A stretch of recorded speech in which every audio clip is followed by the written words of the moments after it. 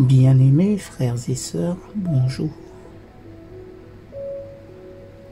Lecture d'un ouvrage s'intitulant « Puissance de la grâce » d'Ellen G. White. En date du 10 juillet, il est vérité. Quand le Consolateur sera venu, l'Esprit de vérité, il vous conduira dans toute la vérité. Jean chapitre 16 et première partie du verset 13. Le Consolateur est appelé l'Esprit de vérité. Son œuvre consiste à établir et à maintenir la vérité. Et c'est ainsi qu'il devient un consolateur. La consolation et la paix procèdent de la vérité. Il ne peut y avoir de vraie paix, de vraie consolation dans l'erreur. C'est par de fausses théories et de vaines traditions que Satan acquiert son influence sur les esprits, en dirigeant les hommes vers de faux idéaux. Il déforme les caractères. Le Saint-Esprit, dans les Écritures, parle à l'intelligence et grave la vérité dans le cœur. Il dévoile ainsi l'erreur et l'expulse de l'âme. C'est par l'Esprit de vérité, agissant par le moyen de la parole de Dieu, que le Christ se soumet son peuple élu. Il entre dans les desseins de Dieu que, même en cette vie,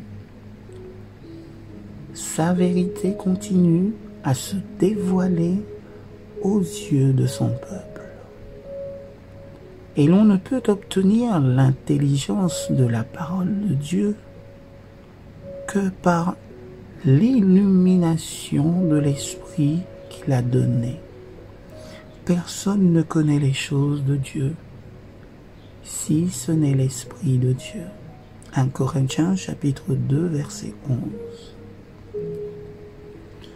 De Dieu, source de la sagesse, vient tout le savoir de quelque valeur pour l'homme.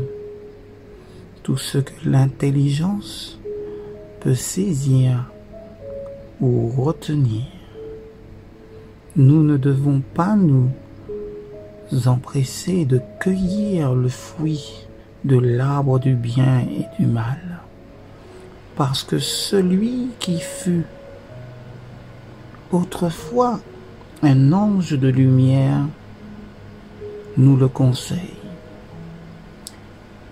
Il a dit que si l'homme en mangeait, il aurait connaissance du bien et du mal. Mais laissez-le.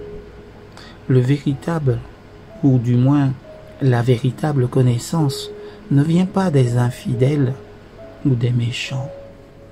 La parole de Dieu est la lumière de la vérité.